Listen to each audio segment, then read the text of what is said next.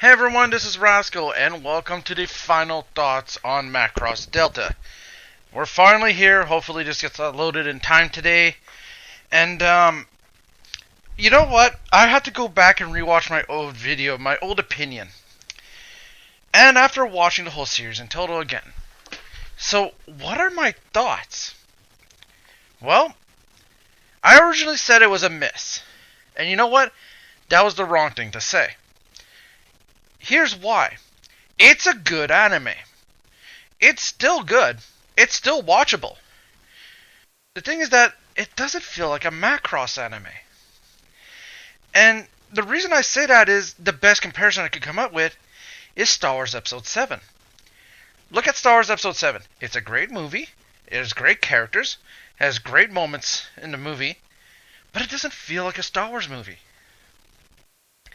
And Macross Delta, I should say, feels the same way. Now, have my initial thoughts changed from the original? From when I originally made the video? Yes, of course. So, get this straight out of the way, all the positives. The animation, as in, like, the drawing, mixed in with the CG is very good. Excuse me. The combats, the aerial dogfights are fantastic. They're very well done. It reminded me a lot of Macross Frontier, which is a good thing, as well as the older series as well.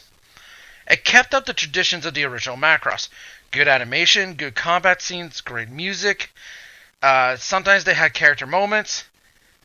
But the negative is that they don't have enough character moments. And if you've watched the ending, I'm not going to spoil anything in this series. In this anyways, by the way, ladies and gentlemen. I'm not going to spoil anything. Excuse me. If you've seen the ending, you know what I'm going to be talking about. What I'm going to be mentioning is it feels rushed. When I first did my initial thoughts, it was about 11, 12 episodes in. And the reason I say that is it felt there was no answers yet. After starting from episode, I believe 16, 17, they started giving us all the answers. Here you go, here you go, here you go. They were throwing these. They were throwing us all the answers. They were just handing them out now. But now you have to jumble all these answers with all the character development they decided to put in at the last moment. I'll give you all the answers, and you've got to try and connect all the dots yourself. Now you got to put it all in order. It's not hard to figure out that certain things happen for certain reasons, will of the galaxy, the way of the Force, I'm using Star Wars as the example here, the Force has a will, destiny, whatever. But Macross Frontier, Delta, rushed the ending. That ending, especially, where I'm not going to spoil anything, the last 2 episodes felt like it should have been an extra 2 episodes. Episode 25, 26, 27, 28. They should have added those 2 extra episodes. But it felt like they took those 2 episodes, crunched them all into the last 2. It was very rushed. And I don't know if this was the fault of the producer screwing up in the writing and not giving us enough time, or the studio, either I believe it's Bandai or Sunrise. I believe it's Sunrise that owns Macross, just like Gundam. I'm not 100% sure. Most likely it's going to pop up on the screen when I'm going to correct it. Excuse me. Winter's here for us, ladies and gentlemen. That's why. So, now, for the best example I can come up with is Hollywood. In Hollywood, there's a saying stating that there are no bad actors, only bad directors. Well, that's not. We say that because if a movie doesn't turn out right, we always blame the director, because the actors did what they were told. I don't like the prequel example against Star Wars. I don't like the prequel trilogy, not because of the acting, but because of the writing. This is George Lucas's fault. So does Macross fall under the same guise? Well, another example is the new Ghostbusters movie. Yes, I did watch it. I had no problems with it. except for the fact that it didn't feel like a Ghostbusters movie. It felt like they were putting a political agenda, and the studio just kept pushing in, stepping in and saying, that's not what we want, that's what not we want. Macross Delta kind of feels that way. It's like they gave the but they were the ones saying, no you can't, yes you can, no you can't, yes you can. It's like they were giving them enough creative freedom, but there's something missing. Again, I'm not going to spoil anything because this is just the initial final thoughts on the series. And again, especially at the end, you were thrown all this information, you were given all this data, this, all these character moments and all these, finally these secrets revealed. Like I said in my first one is, all the secrets were yet, the keyword being yet, revealed. In this one, now finally, all the secrets are revealed, but here's the other problem. You're not given enough time to swallow it all, to process it all. You're told to, here you go, next action scene, here you go, next action scene. It's pretty much like Star Wars Episode 7. There are moments where you can relax and watch the action and get character developments, but then it goes straight to another action scene as is to keep the attention of the audience, thinking that the audience isn't smart enough. Some people have been watching things like Gundam, Macross, Star Wars, name me another anime series that's been running for a long time, ladies and gentlemen, and how much our attention is held because of the character. Detective Conan, there you go, that's another one. That's at 900 episodes and 10 movies? I don't remember exactly. But that's another long-running series that's, you can hold our attention with great characters, great mystery, but you have to give us the time to accept all of this. When it's just everything poured in. And another thing, a character I hate is that we're given the name Lady M, but no story, no character, no real person behind the face. Now, this is the only thing I'm going to spoil, is that I know I said no spoilers, but this is the only thing I'm going to spoil, because a lot of people believe that the anime, even in the anime, the translators I saw even state that it might be Ling Ming Mei. Which, if you guys remember, she, Hikaru, and Misa went missing when Mega Road 2 went into a fold into the center of the galaxy and never heard from. Now, again, that was 40 years ago, 40, 50 years ago. They could have been found. Someone could have found them. In my opinion, this could have been a failed attempt, a clone of creating Mikomo. If you guys remember when I said Mikomo was the most interesting character, it's because she's not really human. She's a genetically created human, fully grown. She's has the body of an 18-year-old, but technically speaking, she's only 3. So is this kind of, for those wondering, I'm starting to wonder too, does this count as pedophilia? But anyways, anyways, I doubt she would ever go that far anyways. But the thing is that, yeah, again, that's the only thing I'm spoiling. We're finally, at the end of the series, we're finally given all the answers, but it's rushed to finish. And even there, I'm still wondering, why were the Windermerians not smart enough to do certain things at certain points? If you know what I'm talking about, it's episode 22. I believe it's 22 or 23. If you guys remember that episode, you know what I'm talking about. They had the technology, they have the knowledge. Why didn't they use common sense to verify what happened to the fighter plane? I'm not going to spoil much more, but right there is when I literally saw this. They rebuilt the fighter plane that dropped the dimensional weapon. Why didn't you guys check the pilot log, the black box, the communication systems? If you rebuilt it, all that data should still be there. If the plane was just crash landed and almost in perfect condition, all you had to do was rebuild it to, tell everyone this is what the evil that has caused the plight on our land. Why didn't you take any of the information in it and check it out? This is where this is where I said to myself, where's the common sense in the anime? Now, I know animes, movies, and all this, I go, well, if you add common sense, it wouldn't work this way. It wouldn't be dramatic. It wouldn't be... Yes, I know that. But, again, the problem is, they make the Windermerians sound like they're on a holy crusade, yet they don't add common sense to them. They just rush to this. This is their... Okay, no, this is what happened. This is our story. This is what happened. This is our vision. No one will taint it. This isn't a holy crusade. This has been brainwashed. So, for characters, now I'm going to state this. Has my opinion changed on a few of them? Yes and no. Hayate is a little less... is a little more okay, fine. I could kind of accept him. Freya... I didn't like the fact she ended up with Hayate. A lot of people in the comment sections of places I've been, even forums, state Hayate should have been with Mikumo, should have started with Mikumo, or end up with Mirage. I've seen more fan arts of Hayate and Mirage together than Freya and Hayate together. Now, the rest of Delta Platoon, I've eased up on Messer, I will say that.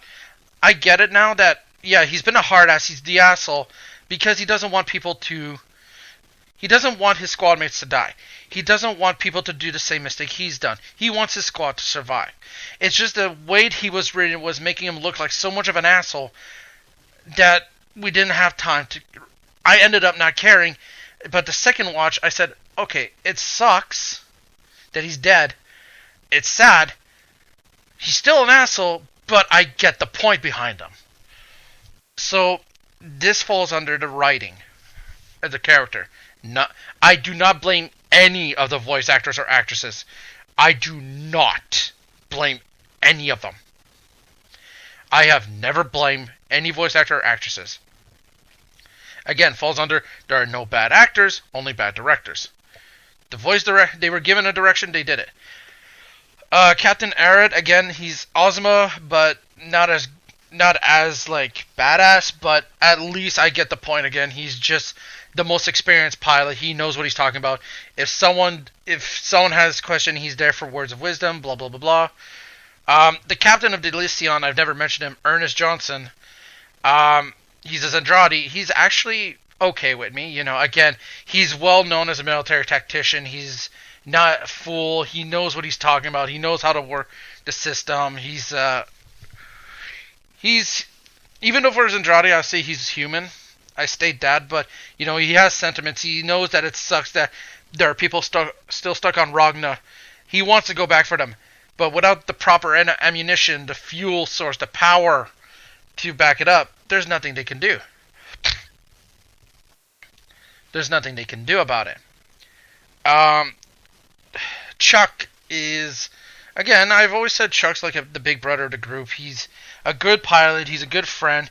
He's okay, but we're not given much about him. Again, the Delta Platoon is are superfluous characters like Ara, Captain R, Chuck, Messer. They're there to just give words of advice. They're there to give the characters a boost, to make them realize their mistake, but at the same time make them feel as though they're part of the group, but they have to give them the swift kick in the ass once in a while. You know, they have to be harsh. The Valkyrie, now I'm probably going to end up screwing up some names, so I'm going to try and get the Wikipedia page. So we'll start with Mikumo. Again, she's my favorite. She's not my favorite, but she's actually better than I would have expected. You know, with her backstory and all this, it's done far better than I thought. Kaname is still my favorite of the Valkyrie. She's the oldest of the group. She's, you know, she tries to keep the group together. She tries to keep everyone focused. You know, she's the more or less the heart of the group. While Mikumo is the face of the group, she's the heart of it. Makina, the one I mentioned, she has only... Her original quality was only she had big breasts. She's better than that. She's she's supposed to be the life of the party. She's always cheerful. She's always happy. She's always trying to, keep everyone smiling, keep everyone in good spirits. And when I first saw her, it just annoyed me. The second watch, I got it. I eased up on her. I eased up a lot. Reina, she's the quiet person. She's quiet. She's closed-minded. She's a skilled hacker.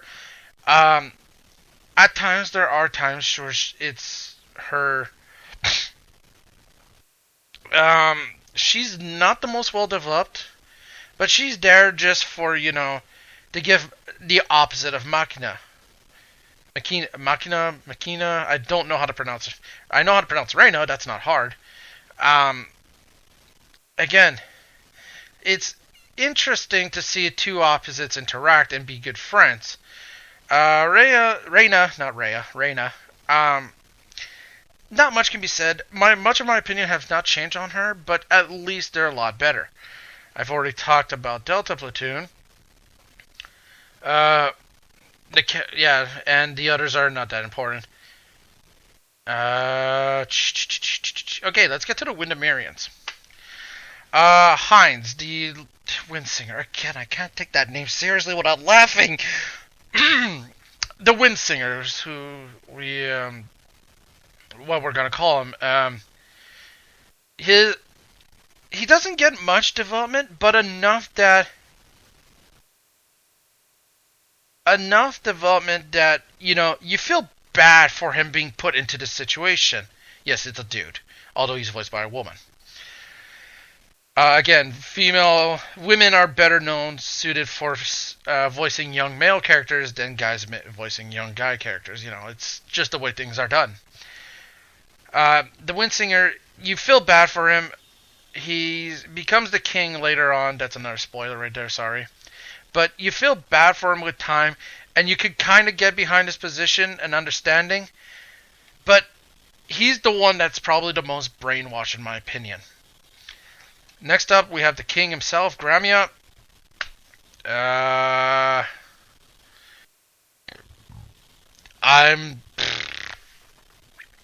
He's the one that started all of this. He's the nut job. There you go. And the one person I don't think I talked about the first time was Lloyd. He's the biggest nut job of them all, I believe. He's the one interested in the protoculture history. He's the one who keeps stating that we're the heirs of protoculture. He was once a pilot. He folded his wings, as they say, like he grounded himself. He folded his own wings and became a scientist, which makes sense. And which makes sense. He's the one who gave the knowledge of certain things and blah, blah, blah. My best comparison to Lloyd is actually Grace from the original Frontier, not the movies, the TV series. Grace O'Connor from Macross Frontier TV is the best comparison I can think of Lloyd. If you guys know what I'm talking about, you can mash those two together. That's the level of crazy. The Aerial Knights. Keith. Keith is the Windsinger's older brother, and he's not bad. I actually like the character. You're meant to like him the most, and I could see why. And he's actually one of the few people that you care for with time. He's given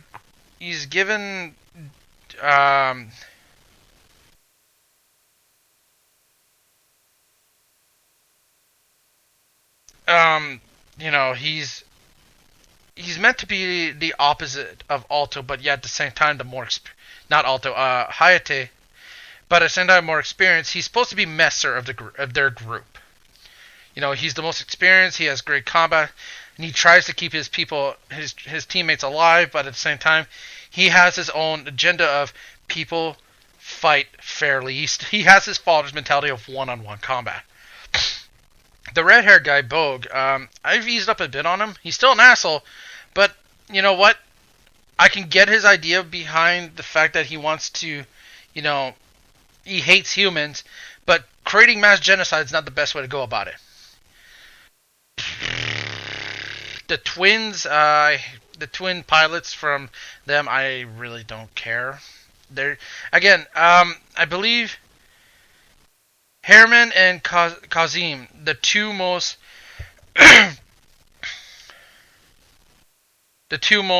oldest of the group. They're given enough personality and they're given enough time. It's just that, again, they're superfluous characters, pretty much like the rest of Delta Platoon. They're given enough personality and enough forwardness. It's just something doesn't feel, they're just not there to be taken seriously, but they're still well done.